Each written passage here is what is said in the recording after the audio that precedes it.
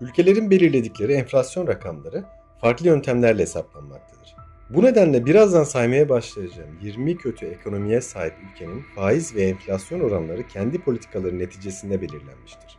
O ülkede hissedilen ve tablolarda görünen rakamlar aynı olmayabilir. Örneğin devlet tarafından açıklanan yıllık enflasyonun %50 olduğu bir ülkede geçen yıl aynı ay yani 2023 yılının Ocak ayında ekmek 5 lirayken 2024 yılının Ocak ayında ekmek 10 lira ise fiyat değişimi %100 olmuş demektir. Her ne kadar tüfe ile örneklendirme yapsam da devletin açıkladığı enflasyon %50 iken ekmeğin fiyatı %100 artıyorsa orada bir yanlış veya eksik var demektir. O nedenle ki az sonra en kötü 20 ekonomiyi sayarken belirteceğim rakamları ülkeler kendileri belirledi. Kendileri belirledikleri halde durum kötü ise varın gerisini siz düşünün. Dünyanın 145 ülkesi arasında yapılan sıralamaya göre dünyanın en kötü ekonomilerine sahip 20 ülkenin yıllık enflasyon ve faiz oranları şu şekilde. 1957 yılına kadar İngiltere'nin sömürgesi olan Batı Afrika ülkesi Gana 20. sırada. %23 yıllık enflasyon oranı, %29 ise faiz oranıdır. 1945 yılına kadar Fransa sömürgesi olan Güneydoğu Asya ülkesi Laos 19. sırada. Yıllık enflasyon oranı %24, faiz oranları ise %8.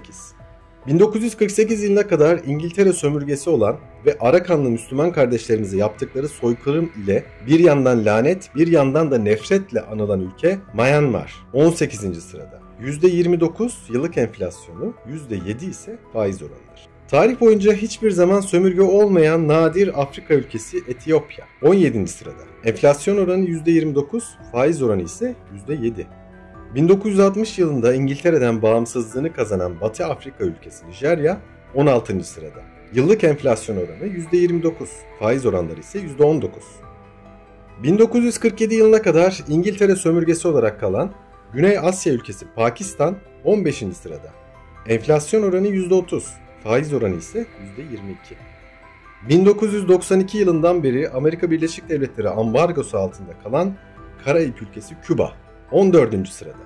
Enflasyon oranı %31, faiz ise %2.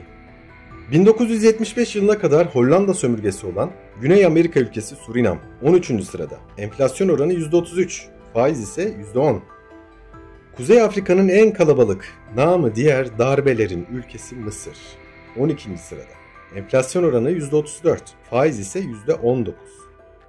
1964 yılına kadar İngiltere sömürgesi olan Güney Afrika ülkesi Malawi 11. sırada.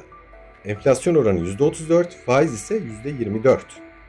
1980 yılına kadar İngiltere sömürgesi olan Güney Afrika ülkesi Zimbabwe 10. sırada görünüyor. Zimbabwe'de enflasyon oranı yıllık %35'i gösterse de gerçekte yaşananın %1000'lerin üzerinde olduğu düşünülmektedir. Faiz oranı ise %130 olarak açıklanmıştır. Ambargoların ülkesi, her an ne yapacağı belli olmayan komşumuz İran 9. sırada. %40 enflasyon, %23 ise faiz oranlarıdır.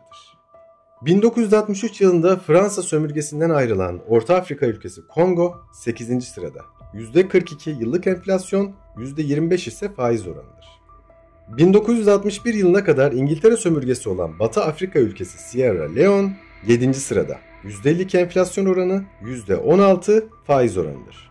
1956 yılında İngiltere'den bağımsızlığını kazanan ve Nisan 2023 yılından beri iç savaş halinde olan Kuzey Afrika ülkesi Sudan 6. sırada.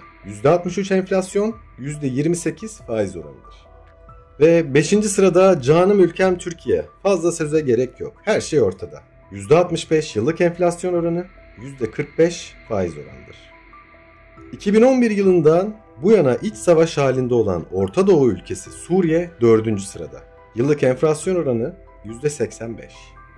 Amerika ile sürekli çekişme ve bir ambargo halinde olan Güney Amerika ülkesi Venezuela yıllık enflasyon oranı %190, faiz oranı ise %57. Orta Doğu ülkesi Lübnan 2. sırada. Lübnan'da yıllık enflasyon %192, faiz ise %8.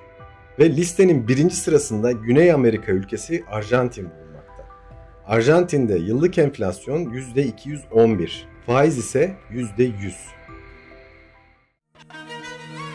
Videomuzu beğendiyseniz beğen butonuna tıklamayı ve kanalımıza abone olmayı unutmayın. Görüşmek üzere.